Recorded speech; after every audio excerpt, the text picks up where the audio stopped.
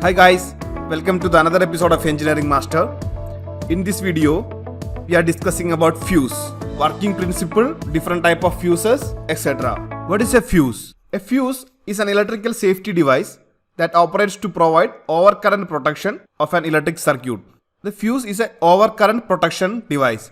All the electrical components are designed in a specified current or rated current. In some circumstances, due to short circuit or other reasons, there will be excessive of current in the network. This will cause damage to our electrical equipments and our home. The fuse will protect from this unexpected overcurrent. The fuse is basically a metal wire.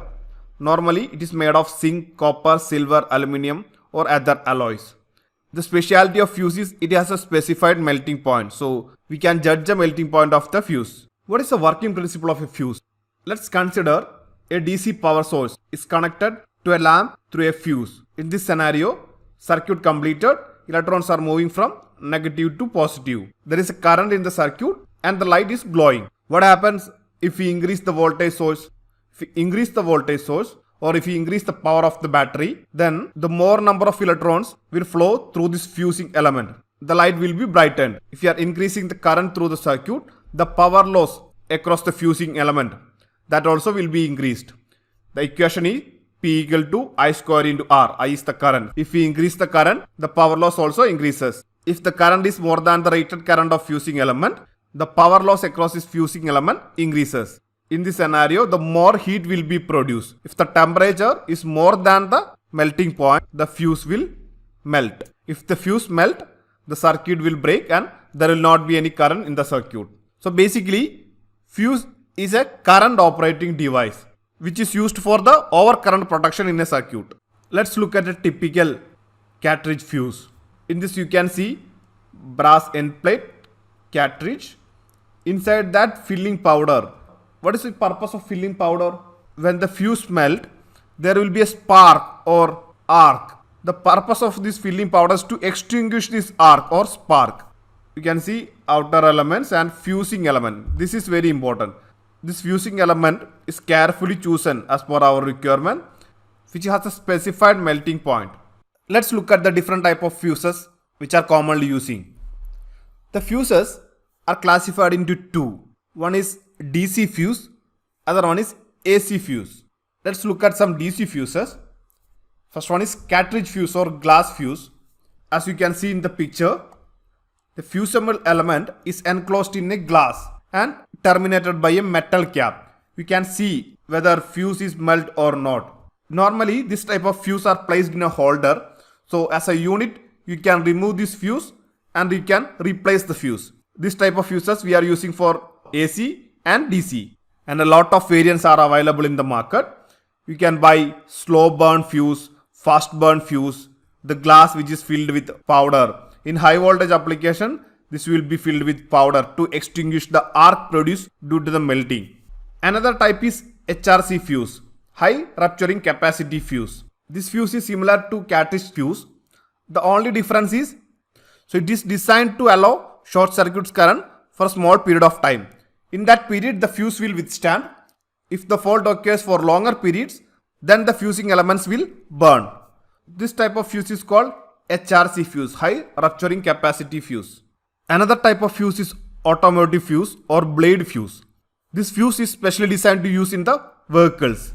Normally, it is made up to 32 volt, some cases up to 42 volt. Due to its shape, which resembles a blade, it's also called blade fuse. Another type of fuse is resettable fuse or polyfuse. As the name suggests, it can be reset, it can be restored. It's made of a carbon black particles and polymers. The carbon black particles which is making the fuse conductive.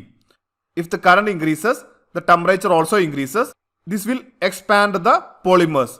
In a point, the temperature will be too high. The polymer will expand and the carbon black particle which is associated with the polymers will be fall apart. In that scenario, there will be no current possible through the fuse. After the temperature became normal, these organic polymers will contrast or come back to the same position. That makes the fuse conductive. If the current increases, polymer expands, which makes the fuse non-conductive. If the current decreases, the temperature will also decrease. Then the fuse became conductive. This type of fuse is called resettable fuse or polyfuse. Another type of fuse is AC fuse. We can divide AC fuse into two, high voltage fuse and low voltage fuse. In high voltage fuse, there is HRC fuse. HRC which we have seen earlier, high rupturing capacity fuse. It is available in different forms in the market. It has an outer case which will be normally glass, and it is filled with quartz powder or similar materials to extinguish the arc produced due to the short circuit. What is HRC means? HRC means it can withstand short circuit current with a small time period. After the time period only, the fuse will melt. Another type of fuse is expulsion fuse. As name suggests, the fuse will explode. You can hear an explosion sound when the fuse melts. This type of fuses are very common in our premises. You can commonly see this type of fuse in the distribution network in your area. In this, the highlighted one is the fuse. When the current increases, the temperature of the fuse also will increase. After that, if it exceeds a rated value, then the fuse will explode. The fuse is filled with chemicals like boric acid that produce gases to extinguish the arc due to the short circuit produced in the fuse. This type of fuse normally made of copper, tin or silver. Let's look at some low voltage fuses. The first one is semi-enclosed rewirable fuse, or it's called Kit Kat fuse. You have seen this in your home. It's commonly used everywhere. So it consists of a carrier and a socket. In this carrier, this socket will be placed. In this socket, there will be a fusing element which will be held with the help of these screws. If the current increases, the temperature also increases.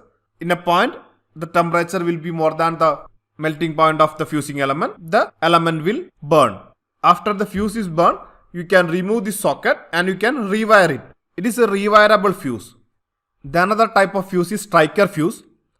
In this type of fuse, the fuse is provided with a spring-loaded striker, which provides a visual indication whether the fuse is burned or not. After the fuse is burned, the striker will fall apart. We can see and identify the condition of fuse in that way. That's it, guys. I think you got a fair idea about the fuse, working principle, and different types of fuse we are commonly using.